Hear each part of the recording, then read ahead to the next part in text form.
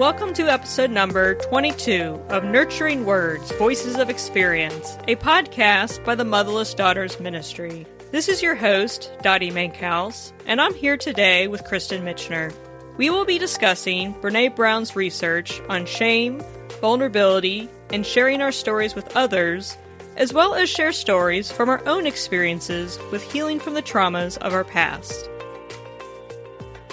I'm really glad that we are talking about the topic of trauma, especially talking to motherless daughters. Because when you experience the loss of a mother, any trauma that happens before or after really compounds that grief and really compounds the difficulty of moving past whatever trauma it was that you went through. And one aspect of trauma that is so important for us to address is shame and how we are ashamed of our traumas, which just adds a whole nother layer of emotion. And I really want us to talk about that because I feel like the more you talk about shame, the more you get it out and the less it really takes root inside of you. And so if we can help alleviate that shame, we can begin to heal. Dottie, what experiences with trauma or shame have you gone through? I went through a very traumatic experience in high school in addition to my mother loss. Shame is isolating. The shame kept me very isolated and I didn't want to talk about my experience. My trauma happened 16 years ago and I'm just now working on healing from it. In fact, this year I've gone on a journey of healing. It's been a very long year. It's been a very tedious year. It's been a very difficult year. It's something that I haven't really discussed much openly because it's been a very personal journey. I have written some blogs about it that we will share in this podcast. The first blog I wrote about it is titled Vulnerability and Sharing My Story, and I would like to share it now with you all. I hate vulnerability. It is painful, uncomfortable, and frightening. I hate uncertainty too. I want to be certain of everything. I never knew that I had issues with vulnerability and shame until I started a journey of healing. The pandemic gave me time for reflection that caused me to decide to heal from the past and search for answers. In my quest for enlightenment, I studied the vulnerability and shame research of Dr. Brene Brown. I have found her books and talks on YouTube immensely helpful and insightful. I was 16 when my mother died. I didn't know how to cope with the loss. It was the most vulnerable time of my life. The loss was fresh and raw when I reached out to a good friend for support. Instead of empathy and comfort, my friend expressed contempt and indifference and refused to speak to me ever again. I was stunned and shaken. This new world without my mother was really painful. I retreated inward after that experience. I had no idea what I had done to cause my friend to reject me, and I was terrified of it ever happening again. After that, I decided to reach out to adults. 2 of them were teachers at school. I looked up to them. They had wisdom and life experience that I didn't have. I asked them for advice about coping with the loss of my mother and how to deal with things at home. One teacher was a supportive mentor. The other, only initially supportive, later turned angry. That teacher made the last month of my senior year a living hell, telling me that I was bothersome and a burden. As a result, not only was I dealing with grief, but also with humiliation. I still carry the scars from that trauma 16 years later. It was as life-changing as the death of my mother. It became the lens through which I view every interaction and relationship.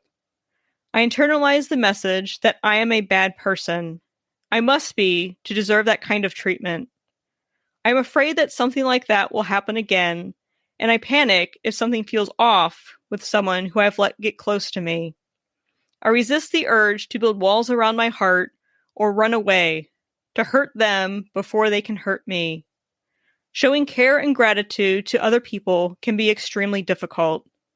Writing a thank you note, dropping off a gift, or giving compliments and positive affirmations can trigger a panic attack. My empathetic heart is overpowered by the fear of being vulnerable. It wasn't until I studied Brené Brown's work that I finally had a name for what this is: shame. Brown's definition of shame is the intensely painful feeling or experience of believing that we are flawed and therefore unworthy of love and belonging. Shame is feeling, I am bad. From the painful betrayals I experienced came the belief that something was wrong with me, that people really don't care about me, and I am unworthy of support and empathy. Even now, I frequently wonder why anyone would want to be my friend. I worry about being too much or a bother to them. Reading Brown's books, I discovered that the problem wasn't so much me as it was with whom I shared my story. I picked the wrong people to share my story. In her book, The Gifts of Imperfection, Brown writes, if we share our shame story with the wrong person, they can easily become one more piece of flying debris in an already dangerous storm.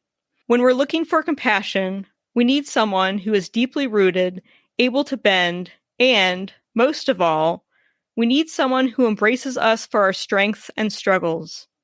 We need to honor our struggle by sharing it with someone who has earned the right to hear it. When we're looking for compassion, it's about connecting with the right person at the right time about the right issue. The two people who hurt and betrayed me were not strong enough to bear the weight of my story.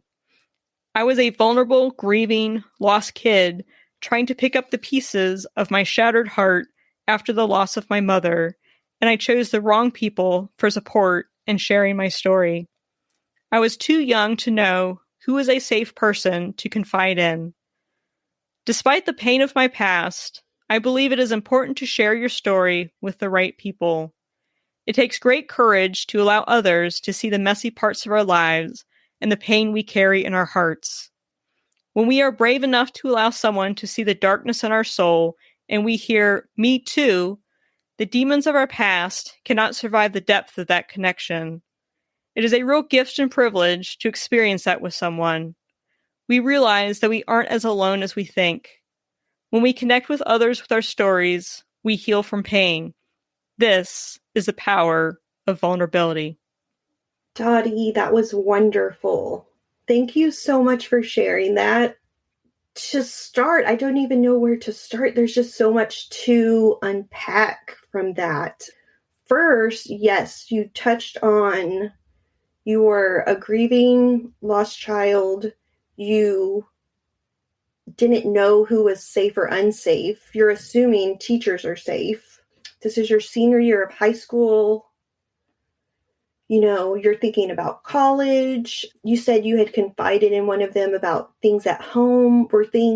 How were things at home during that time? Things were really rough. My dad and I kind of bumped heads. I think he had a hard time connecting with me, and I had a hard time connecting with him because I was closer with my mother. When she died, my mother and I had a lot more in common. And I was a teenager, and all teenagers can be kind of a pain to deal with. It's a very tough and trying time of just a lot of emotional and physical development, and I think my father just didn't know what to do. So things were rough, and I was also grieving, and he was grieving. It was kind of a mess. And in another podcast, I described the losses. That podcast is called The Last Goodbye, where I talk about my mother-loss story and what was going on at that time more in depth. So I won't go into it too much here. But there was just a lot of grieving in my family, so it was just a really rough time. And so I reached out to adults that I knew and trusted to try to form just a cohesive mother figure.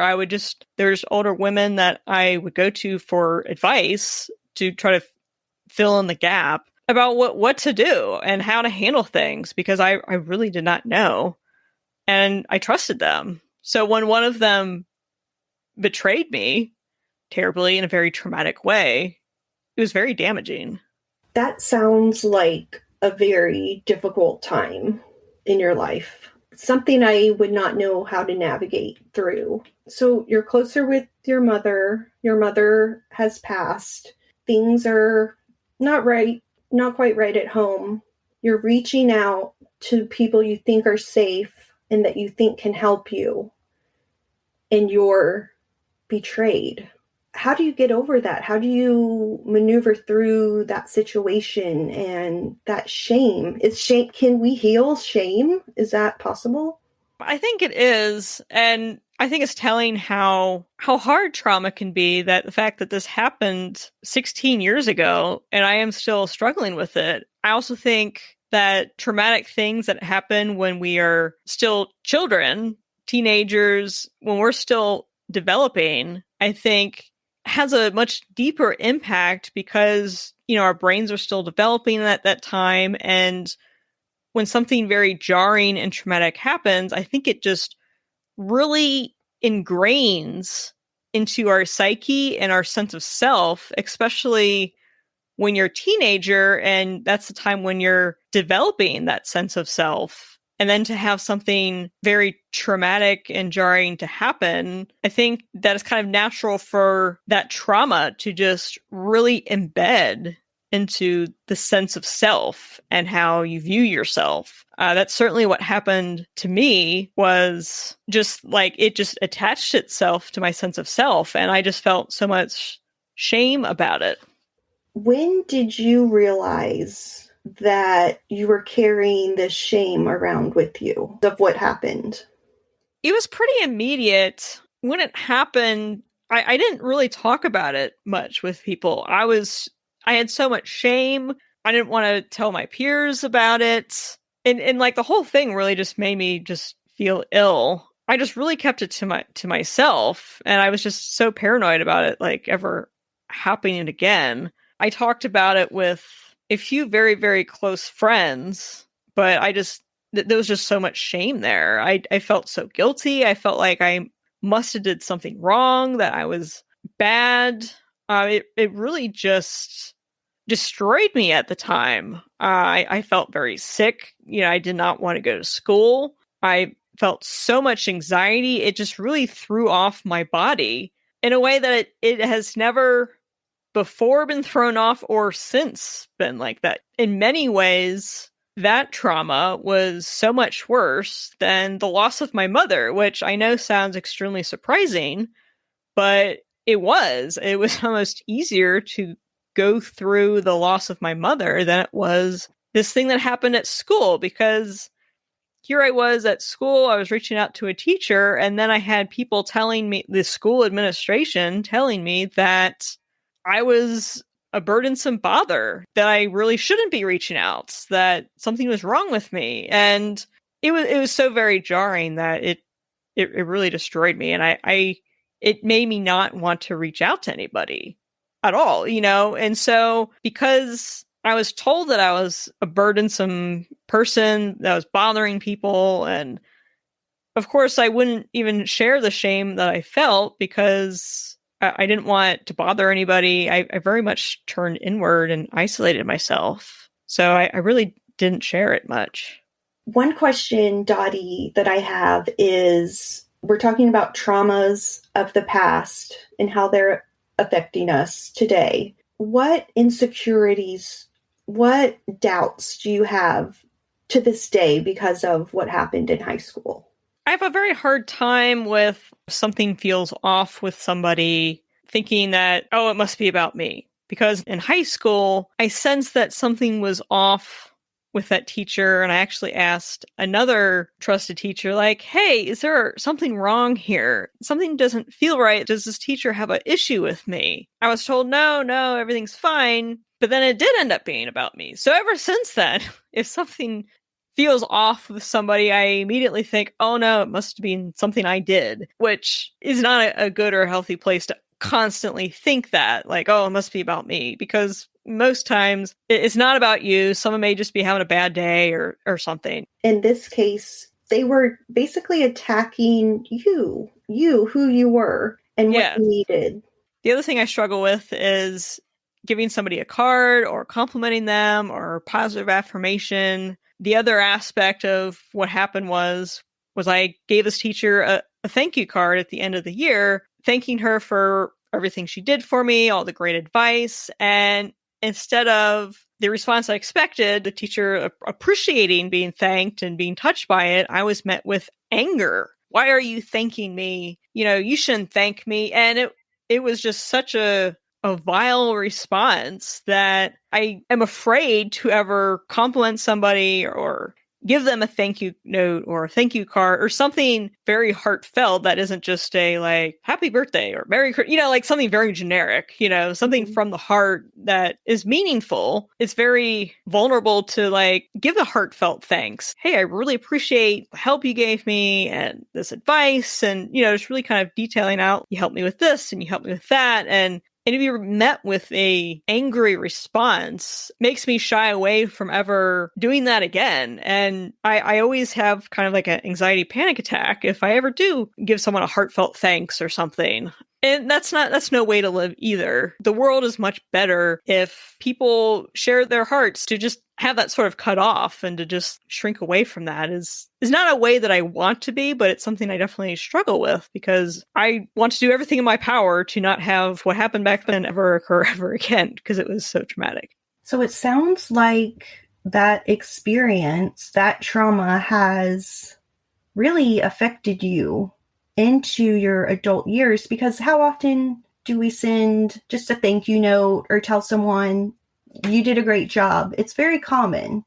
And so I can see how something can be so anxiety provoking because of the trauma. That's one point that we think is important to get across, is how much trauma affects you in the present. And we cannot escape that trauma. There's ways to work through it, but it's important to address and to heal from that. And that's what you're doing with your blog writing.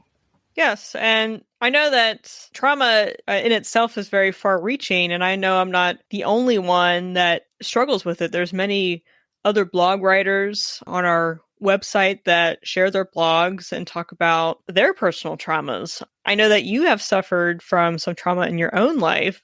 Would you like to share about your experiences with trauma and how it has impacted you? Trauma has been in my life since I was a child. My mother was emotionally absent and had untreated mental illness. So needless to say, I kind of raised myself from the early years, had to learn how to navigate the world myself. Unfortunately, to add to the challenges I was already facing with an emotionally absent mother, my mother and stepfather would actually get into physical fights. So there was domestic violence in my household as a child, and I would witness this. And there was one particularly disturbing, and I can see it like it was yesterday. I can feel how I felt in that moment. I mean, it's like it just happened. My mother and my stepfather were on the floor, almost wrestling. And I remember seeing my mother biting at my stepfather's shirt. And I felt disgusted in her. I felt disgusted just as a person. I didn't know what was going on. I was very scared, which led me to calling 911 because that's what I was taught as a child. If there's an emergency, you call 911. So that's what I did because I'm seeing my mother and my stepfather on the ground. What was I supposed to do? I did what I thought was right. I reached out similarly to you to someone who I thought could help. In this case, it was police officers. They arrived. My mother was very angry that I had called the police. And after the police officers had left, she came into my room and said, "Thanks a lot. Now I'm going to have a record." And we're talking about me being 4, 5 years old at this time. So I have the emotional absence of my mother. I'm seeing domestic violence. And then let's bring up that topic of shame, because shame is creeping in. I felt so ashamed when my mother said, "Thanks a lot." I felt like I had done the worst thing in the world, even though it's what I was taught to do. And that goes back to the relationship between trauma and shame. And we've really got to get down to the root of that shame to start healing from the trauma. Wow, I mean, that would be very traumatic, especially at a very young age and having all those very difficult experiences, and also the confusion of you were taught to call the police in times of trouble and then you're being punished for it. Especially for a very young child, that would be very confusing, and you just witnessed domestic violence and just processing like what that is, even as an adult, to see adults fighting that way. It would be very difficult for a very young child because you don't have the emotional development and the cognitive development to really understand what's going on or even what to do. It would be very scary, and you were trying just to make it stop and get help. And I'm so sorry that your mother reacted that way. That would be very, very difficult and traumatic. And what I really find interesting is how different our traumas are. We're at completely different ages, involves different people in our lives. But again, the aspect of shame. I felt shame. I felt like I had done something bad. I thought I was bad. Those were the same emotions that you were feeling. So, good thing about this is we're not alone. If you have a trauma that you're trying to work through and you have shame that you're trying to work through, just know you're not alone, and someone else is very likely feeling the same as you. It was a very difficult time, and it still affects me. How does this still affect you today? Well, for a very long time, the relationships I had with men very much mirrored the relationships my mother had with men in her life. They were volatile, toxic, just a lot of chaos. And so it has affected me differently throughout the years. So as a child, it's general trust issues, not knowing what to do if I feel unsafe or if I am unsafe, not knowing who safe people are, to really reliving the trauma, creating the trauma that I was exposed to as a child in these, volatile relationships I was getting into myself. It can be a cycle of trauma. If you don't take care of yourself, if you don't take care to heal, it's a cycle. So on this healing journey you talked to us about, you actually wrote another blog post. Can you tell us a little bit about that? Yes. In this other blog post, that's a continuation of this journey of healing, I talk about how the traumas of our past can actually influence the present and impact that in a negative way. And so let me share this blog with you all. This blog is titled, Seeing the World Through the Traumas of Our Past. We filter our world through the traumas of our past. Our traumas build the lenses through which we view everything in our life. These aren't rose-colored glasses we are wearing. No, these glasses are made of our past hurt, pain, betrayals, abandonment, loss, shame, and failures. We see the world in black and white. We do not see the nuances of color, of reality. During my journey of healing, I have realized how much I view the world through my trauma glasses. I have been viewing recent events through the lens of the painful betrayals I experienced in high school, seeing only black and white. Oh no, it's happening again. If I could see in color, I'd see that it's not the same. It's a completely different situation with different people, and I am much older and wiser now. I was sitting at my desk at work when a message popped up on the screen from my boss. Do you have a minute to talk? I thought, oh no, what did I do? I was instantly anxious. Wearing my trauma glasses, I went to my boss's office and closed the door. In my mind, I am transported back to the day I was called to the principal's office, where I experienced humiliation and my character was torn to shreds. My boss just needed clarification on something about me that had come up in a meeting. I reacted defensively and was a bit angry and irritated. My boss looked puzzled. It wasn't a situation that warranted that kind of reaction from me. It was a simple question. I didn't know why I was reacting that way. Later, when I removed the trauma glasses, I could see that my defensive reaction was really present-day me defending the defenseless 18-year-old me in the principal's office that had no voice. In another situation, a friend sent me a text message that, unknowingly to her, struck that tender nerve of my high school trauma. I wrestled with my past and the ambiguous tone of that text message. What does she mean? I wondered. When I'm wearing the trauma glasses, I see her as one of the people in that principal's office, telling me that I am bothersome and a burden, and I can't do anything right despite my best efforts. However, this view does not match my friend's character or the past communication we have had. What is the truth? When I removed my trauma glasses, I saw a friend in pain trying to gain control of her out-of-control situation. What she said doesn't have much to do with me.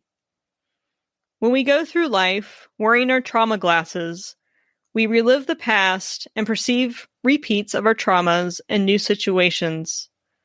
If we filter our world through the traumas of our past, we risk experiencing the self-fulfilling prophecy phenomenon. Our anticipation that our trauma is reoccurring and our subsequent reaction can result in our originally false expectation to become true. This confirmation bias only strengthens our traumas further. How do we break this cycle? When we are triggered, we need to be aware that we are wearing our trauma glasses and acknowledge our past selves. For example, I need to tell my 18-year-old self, "Sit down. I got this. It will be okay." The next time my boss asks to talk to me, I need to leave my trauma glasses behind. The next time I speak with my friend, I need to respond with compassion for her situation and not with my altered perception while wearing the glasses.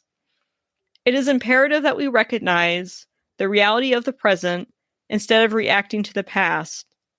If we filter our world through the traumas of our past, we run the risk of damaging our current relationships and sabotaging potential new ones. Thank you, Dottie, so much for sharing that. I personally, with my own trauma, relate to trauma glasses. You had asked me, how has my trauma affected me? And me, with my trauma glasses on, I chose the wrong men. I brought more problems and subsequent trauma onto myself. You mentioned that in your blog post about, the self-fulfilling prophecy. What I feared most, I was creating in my life. And, that goes into self-sabotage, which I believe is related to shame, just that self-hatred, going into every interaction as an adult with holding on to that shame, holding on to that self-hatred, holding on to just those icky feelings that you have about yourself, and trying to be a functional adult with a career and a family and friends. That's difficult. Yes, that is very difficult. It is hard to move on from trauma because you're constantly reliving it. It's really a post-traumatic stress response. You can have PTSD from these experiences where you're so fearful of it happening again, you would do anything to keep it from happening again, and then you unconsciously cause it to happen again, and it can destroy current relationships. When you feel shame from the past, a lot of that turns inward and the self-hatred starts up, and that can also impact how you relate to people. If you have a low self-esteem, you're less likely to want to reach out. You view yourself very negatively. At least that is my experience. Everything just turns inward because you feel so much shame. It's a very negative emotion about yourself. One of the many things that upsets me about your story that you shared, my story that I shared, is that we were children. We were children, and these were adults. And not just adults, but adults with very important positions in our lives: teachers, administration, mothers, fathers, police officers. We're children trying to navigate this crazy situation that's going on. And how, you live through the trauma, you're in survival mode, you've got your trauma glasses on, you don't want to live like this forever. What do you do? And I know for me personally, counseling has helped a lot. Regular counseling, not just, a few months here. I'm talking about, I'm on year 6 or 7 with my counselor, going weekly.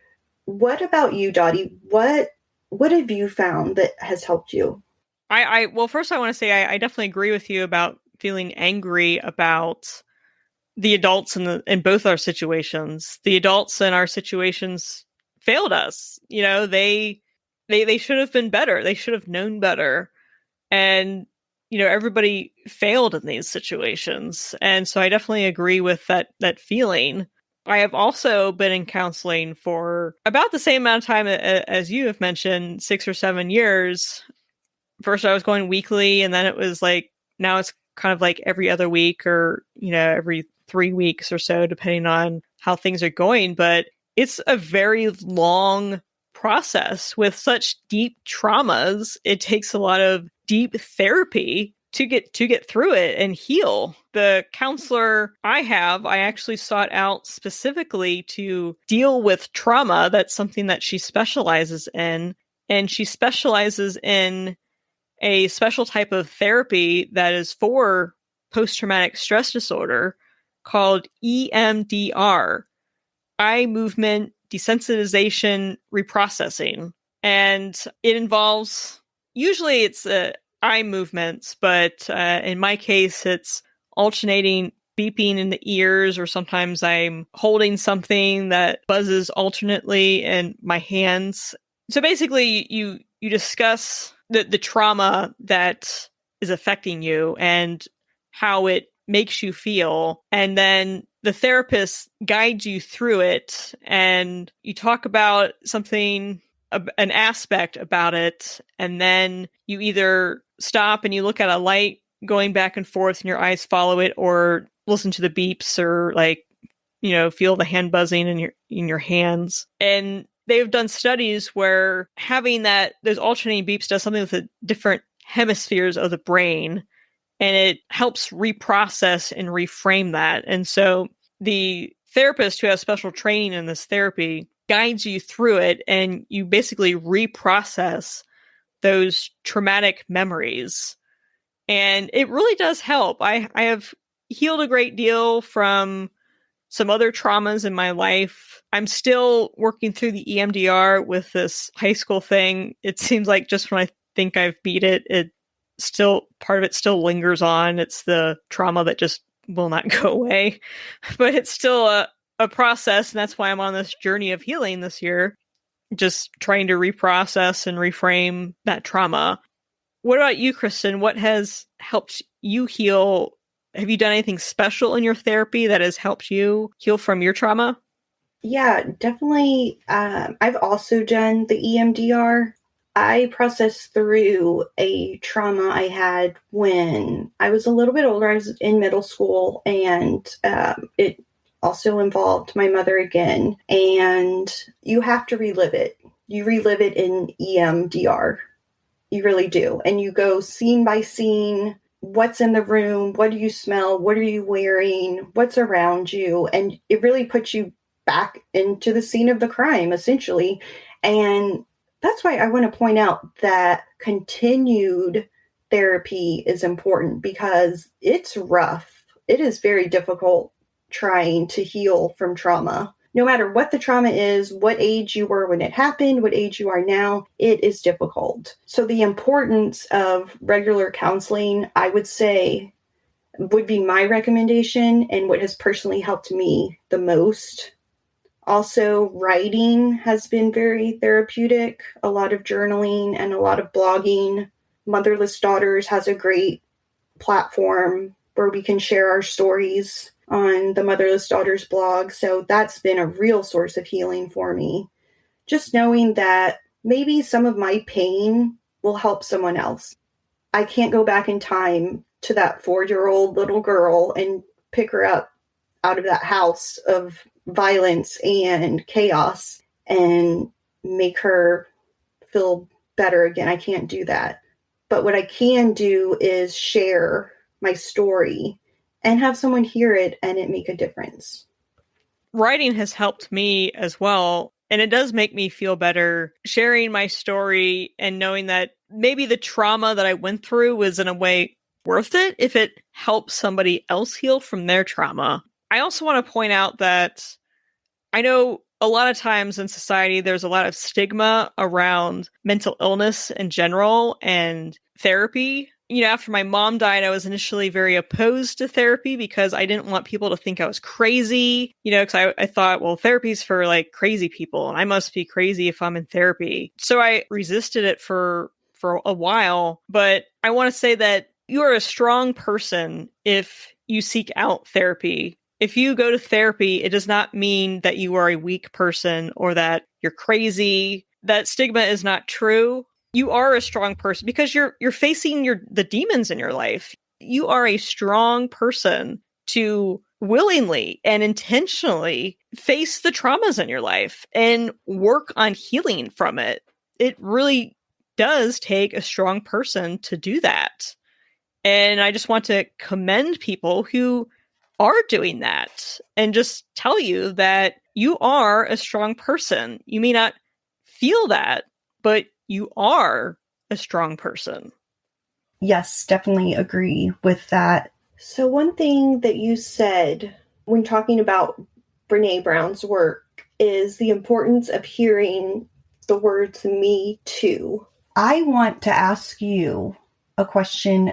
We've both said how sharing our story has helped us and how we hope it will help others. But we have to be careful with who we share our stories with. Do you have any insight into that? Earlier in the other blog, I shared the quote for Brene Brown, which I just love that quote. I think Brene Brown's just a very wise person. I encourage you to read her books. Like, they're just really fantastic, her work. But she talks about if you share your shame story with the wrong person, they can easily become one more piece of flying debris in an already dangerous storm. That is very true. If you share your story with a person that is untrustworthy, they may tell somebody else. There is a lot of risk to sharing your story. It is a very vulnerable thing to share your story. That's why it's important to be careful who you share your story with. Find safe people, someone that has earned the right to hear it, someone that may understand, may understand your story. As you're sharing with a friend, if a friend starts to share their story, and it maybe relates to you, then I would think that would be a safe person to share it with, like, hey, me too, and share your story. There's a lot of power in sharing your story because then other people could see that they're not alone, that there's other people out there that have the same experiences. That's why our blogs are so powerful, because our blog writers share their story and pour out their hearts, and it is a safe venue. There's many women that follow our page and our podcast and our Facebook page that have similar experiences, and it's very powerful to know that there are other people out there that have those same experiences. It's very comforting to know that you aren't alone. I really like what you said about sharing your story with someone who's earned the right to hear it. And not everyone deserves to hear your story. Not everyone needs to be privy to your story. Be open and trust if someone is being vulnerable with you and sharing their story. That's a good indication that this may be a safe person. And you don't have to tell your entire story all at once. You can ease into it. You can talk about this is your trauma. This is your life, your experience. You're in control. At the time, maybe you weren't in control. Maybe you didn't have control. You couldn't have control. You were too young, any number of things. But this trauma is yours, and it's yours to own, and it's yours to transform, and it's yours to heal from. And it's your decision who you talk to, how much you tell them about your story. Having someone confide in you, I know for me personally, helps me feel a little bit more comfortable about sharing personal information about my life if I know they're willing to share as well. Yes, I think a lot of it is just knowing your audience. I know when I blog on Motherless Daughters, I know my audience. I know that the audience, people I'm sharing my story with on, the website, is going to relate because it is about motherless daughters and our journey. Just like if you're talking with someone in your life, know your audience. Is this person a gossip? Are they someone that is just one of those gossipy people that will just share your story with anyone and anyone they come across? Don't share your story with just a random person and just spill your guts. There's a certain nuance to it. If they're vulnerable with you and sharing things from their life, you may feel more comfortable being vulnerable and sharing with them. One thing I would like to quickly add, and I know this from experience, if someone is talking to you poorly about someone else, they will likely talk to someone else poorly about you. That's another way you can kind of gauge who's safe. There's so much that goes into dealing with trauma that we have discussed in this podcast. You have shame, after the event and how you view yourself and how you view the world and how it just colors your perception. You have vulnerability and sharing your story. You have how the past impacts the present and just dealing with constantly battling the past and the present together. There's just so much that goes into trauma and many types of trauma. I have a different type of trauma than Kristen has, yet we have very similar experiences and can discuss and connect on that. I just encourage you to share your stories with others that also may share that same trauma. And I also encourage you to try therapy. I think it's really great and very beneficial. Thank you, Kristen, for also sharing your story on this podcast. I think it's really going to be beneficial to our listeners. Thank you also, Dottie, for sharing your story. The trauma that we've talked about, it's not easy. One thing that we really want to get across is that you're not alone. Like Dottie said, our trauma is so different, her and I, but the shame, the vulnerability, it's all there. You're not alone. Thank you for listening to Nurturing Words, Voices of Experience, a podcast by the Motherless Daughters Ministry. For more information on our support groups and programs, please visit www.motherlessdaughtersministry.com.